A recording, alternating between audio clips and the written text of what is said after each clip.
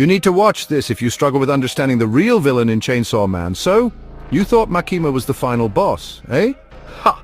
She's just the tip of the iceberg. Let's dive into the primal fears. These devils represent the deepest, darkest human fears. Imagine facing the Death Devil or the Darkness Devil. Makes Makima look like a kitten, right? But here's the kicker. What if Pochita, our cute chainsaw pup, is hiding something massive? Denji's fate might be more twisted than we thought. Could Pochita know the real endgame?